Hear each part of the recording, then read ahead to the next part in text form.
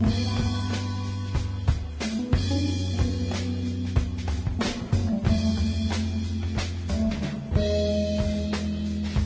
right, y'all, welcome back to the show. Into the third hour here, Anti-War Radio. Our next guest on the show is Larry Siems. Jeez, I hope I got that right. I don't have it in front of me. I guess I should have. Right? Yeah, Larry Siems. Good. Welcome to the show, Larry. How's it going? Good. How you doing? I'm doing great. Now, what exactly is your position at the American Civil Liberties Union? So I get it right. I'm working with the American Civil Liberties Union as the principal author of something called the Torture Report, which is an attempt to sort of go through the 150,000 pages of formerly secret documents that the ACLU has gotten released under the Freedom of Information Act about the torture program under the Bush administration. And my job is to sort of go through them and try to put together a reasonably readable narrative of the document so that, you don't have to read all 150,000 pages, but you can look at how the documents really do kind of clearly, emphatically, and quite damningly, tell the story of the torture program. Cool. Well, let's start at the end of the torture program, and then work backwards maybe. And, sure. I'm sorry that I haven't had enough time to really delve into this. I'm familiar with all the documents as they came out. Well, not 1,500 pages worth, but I've read quite a bit of them and tried to keep up on all this. But right now, breaking news today, Eli Lake has this piece in the Washington Times that Glenn Greenwald is citing, where John O'Brien, Obama's head of counterterrorism, is claiming that there are dozens, or at least he's implying, that there are dozens of American citizens on the list to be murdered by either the CIA or the military to receive the full brunt of American power. Not just Anwar al-Awlaki, who apparently was born in New Mexico and is an American citizen. There are dozens of people like this, and he says whether they attack our troops in Iraq or Afghanistan, which is presumably a legitimate battlefield, at least for the sake of argument, but they could also be in Yemen or Somalia or anywhere else in the world, and Barack Obama apparently believes that he has the right to have American citizens murdered. And as Spencer Ackerman says at the Washington Independent, this is a power that John Yoo and Jay Bybee and David Addington never claimed for George W. Bush and Dick Cheney. Yeah, well, I mean, it's quite shocking. There's no question about it, and I think it's the kind of story that should make the American people realize that as soon as you begin to bend the rules, then all bets are off, and the rules are going to get bent further and further and further. I mean, the idea that the United States government can target and eliminate one of its own citizens despite every single constitutional protection for those citizens is every American should absolutely fundamentally rebel against that notion. And I sure hope that there's a major reaction to this story. I mean, you cannot mete out punishment without due process, and to say that we've abdicated our responsibility as citizens and given the power to our president to, in fact, be, prosecutor, judge, and jury, as I say, I just think that, every single American should be shocked by that in and of itself. And then I think, what you're doing sort of to begin to tell the torture story, as you say, from the end, back from there, I think I would hope that people's reaction to this we should persuade them that they should trace this trail backwards and say, how did we get to this point where we're contemplating this kind of, just shockingly unconstitutional, shockingly un-American behavior? Well, now there must be memos from the White House counsel's office and from the Office of Legal Counsel at the Justice Department that says that this is okay, right? Let's see them. Presumably, yeah. I think that there will be. I think there will be litigation seeking those documents. I think it's possible that there will be litigation, challenging the target list as a whole. I certainly hope there will be, and I think, as I say, I think all Americans should rise up and say, wait a minute, what are we talking about here? The president does not have the power to eliminate American citizens without due process. Well, now here's the thing, though, too, is that John O'Brien is right that there are American citizens who've gone to fight in Yemen. And I don't think that they refer to this, but as we all know, America has been waging a covert war in Somalia since Christmas of 2006 with the help of the Ethiopian government. They've renditioned people to Ethiopia to be tortured, and the CIA and special forces apparently helped kidnap a bunch of people off the Kenyan border and all that. And this has been going on, and if I understand it, the whole thing's illegal. The whole thing is, that's why it's a covert war run by the intelligence agencies. Under the National Security Act of 1947, the CIA can do things that the president directs and whatever. So I guess the point I'm getting at is, if you have a covert war going on all the time, it's a secret and illegal and covert war and whatever like that, and Americans go and fight on the wrong side of it, then I guess John O'Brien has a case that they better look out, right? They might get renditioned to Ethiopia to be tortured. Or even shot. I wouldn't be surprised that that's the logic of the authorizations and the memos that you're laying out, that you as you point out, we haven't seen, but somebody has laid out.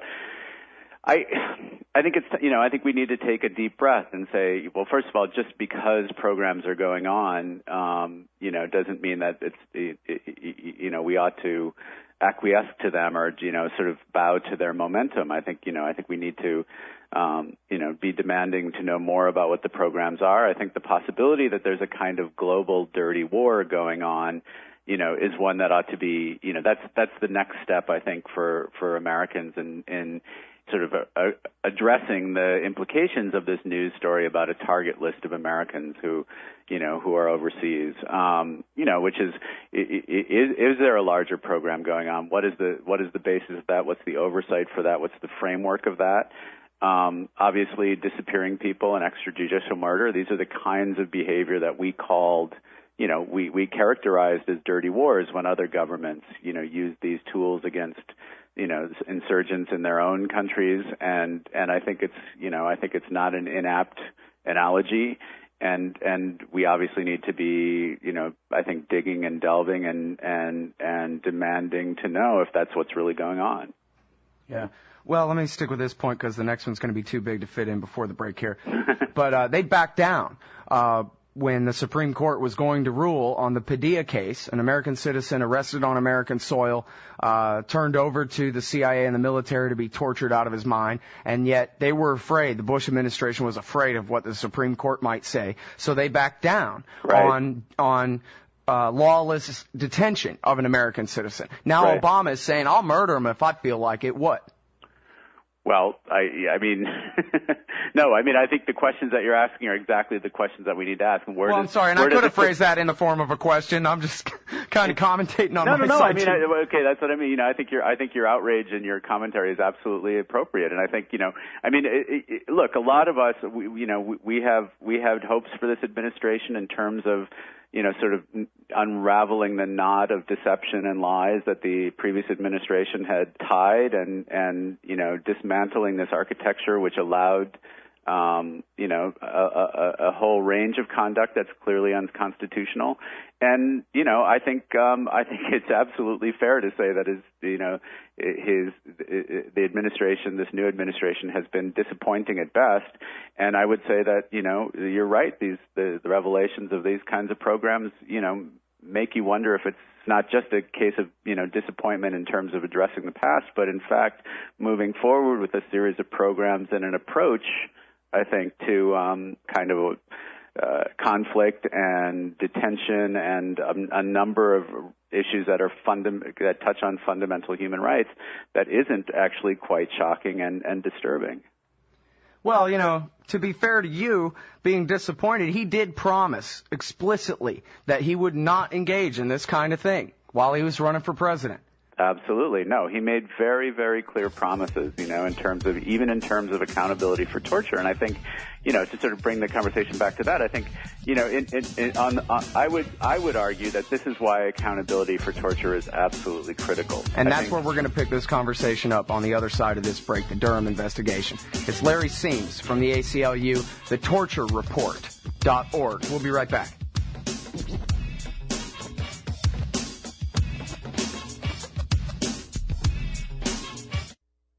You're listening to the best liberty-oriented audio streamed around the clock, on the air, and online. This is the Liberty Radio Network at LRN.FM.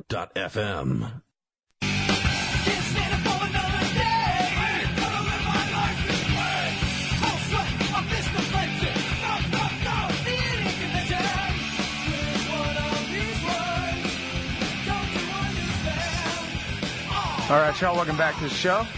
Anti-War Radio. Hi. All right, we got Larry Siems from the ACLU on the phone here. The website is thetorturereport.org. And a few things to ask here in the next 10 minutes here. Well, we left off with accountability, the question of accountability. And as far as I know, the closest thing to that is a preliminary investigation undertaken by a prosecutor named Durham into seeing whether there might be enough cause to have a actual criminal investigation into a few low-level CIA guys who may have tortured people all the way to death. That's about right. I mean, the Durham investigation it centers on two things. One is the CIA's destruction of 92 videotapes that recorded the interrogation of Abu Zubaydah and al-Nashiri in a CIA black site in Thailand. Those tapes would have been, subject to the ACLU's request for all documents relating to mistreatment of prisoners since 9/11. They were not turned over. Not only were they not turned over, but they were destroyed. So Durham's investigation is looking into whether that was a criminal act, and then also that investigation, Obama widened that investigation to include some incidents that were covered in the CIA Inspector General's report of 2004, in which CIA agents used torture techniques that were not among the 10 enhanced interrogation techniques that were supposedly declared legal, or that were declared legal and were supposedly legal under the by the EU torture memos. Which is funny because even the Bush administration repudiated all of those memos, so they couldn't possibly have legalized any torture at all. Well, I mean, I think this is one of the really interesting stories about that the torture documents tell. There's this big trove of documents that, is accessible through the torture report website, that you can actually just dive into the database of the documents yourself. But I think what the astonishing thing to me, as my job was to sort of dig into these and sort of piece together stories with characters and plot and everything. And I think the part of the plot that I didn't understand before I got into it was how many people inside every single government agency said all along that this is torture, don't do it. And that's, and I think if the American people knew that side of the story, if they were able to, if they spent some time, got to know the story, understood that, that this was something that, if they were in this position, that there were people like them who were in this position who objected to this. And I think, what you've gotten is this great sort of, public relations campaign throughout the Bush administration, and then even now with the, Cheney and Mark Thiessen and a number of people who are still out there, even the president himself saying, not too long ago that he waterboarded and he would do it again. Their suggestion is that, they were doing things that they absolutely had to do under the circumstances, and that anybody who was in their position, trust us, if you had been in this position and knew what we knew, you would have done this too. The fact of the matter is the documents prove that, almost, many people who were in those positions in those circumstances, working under the same pressures, knew from the start this was illegal, declared repeatedly it was illegal, risked their careers to declare it was illegal, resigned, protested in every possible form. And, for me, I think that's a part of the story that's not told. There's lots of heroes. And it reaffirms that we as a people, as a nation, fundamentally abhor torture. Not only that, but many of the people who are objecting are career interrogators, people with great experience in the field, who understand that this is not how you get information from people. The entire FBI, prohibited its agents from participating in abusive interrogations in Guantanamo that were sanctioned under a Rumsfeld memo that permitted a number of enhanced interrogation techniques that mirrored the CIA's interrogation techniques. And the FBI pulled its agents out of those and said, we do not do this.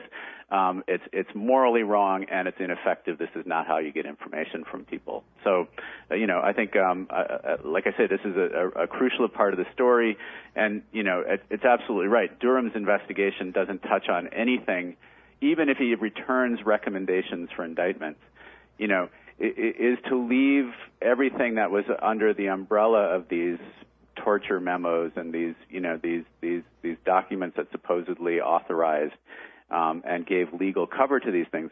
It's to leave all of those things off the table in terms of accountability. Now, that's, there were... Well, and he told the Washington Post, or somebody told the Washington Post, that now even the unlisted torture techniques, that's not enough either. They have to be cases, and even then, we know from General McCaffrey and others that it's more than 100 people were tortured to death, whether by crucifixion or other means. And this is still just a few of those where people actually died under the unauthorized torture techniques. And again, it's still just a preliminary investigation to see if there ought to be one into that. What a joke. Well, and I think, look, I mean, if the United States existed in a vacuum, it might be possible to, I think it would be morally corrosive to maintain, somehow to put the past behind us or whatever. The fact of the matter is that in all human rights abuses, there's inevitably a momentum toward accountability. And while the United States is systematically shutting down and inhibiting and obstructing investigations and accountability, meanwhile, the process is moving forward in other countries. Hundreds of people have been released from U.S. custody who have suffered torture and mistreatment. They've gone home. Many of them are free because they were innocent to begin with. They have initiated legal processes in other countries that are moving forward. I think, and you look at the accountability, and it goes beyond, obviously, the administration. The three branches of government are, co-responsible for the lack of accountability now. Yeah, Pelosi knew in 2002. Absolutely, and I think that if Congress is reluctant to investigate, it's probably because a number of people in Congress are self-protective about what they knew and their acquiescence, if nothing else. But if you look at something like the Supreme Court refusing to hear the Maher Arar case in the past couple of weeks, Maher Arar is this Canadian who the U.S. detained. Real quickly here. Sorry? Real quickly here. Okay, the U.S. detained, sent to Jordan. He was tortured brutally. We realized we had absolutely the wrong man. He was released. The Canadian government conducted an official national investigation, concluded that he had nothing to do with terrorism, that he was, that the Canadian government had wrongfully participated in this absolutely, brutal violation of international human rights. He was awarded 10 million U.S. Canadian dollars. The world knows he was tortured. Everybody knows that he was subjected to extraordinary rendition in violation of international law. There's no question about these things, and yet the U.S. will not allow a process to go forward in which we ourselves admit that. So it's becoming not only a matter of of conscience for ourselves, but of I think the world is justifiably concerned about the ability of the United States to face responsibility for its own actions. Right, and if we don't want our leaders to end up on trial with some foreign judge, then we have to insist on the accountability ourselves. We're risking our independence. I agree. I agree. Right. Now, I'm sorry we're all out of time. I thank you for yours, Larry. It's great. I appreciate it. Thanks very much. Everybody, the website is thetorturereport.org. That's Larry Siems from the ACLU.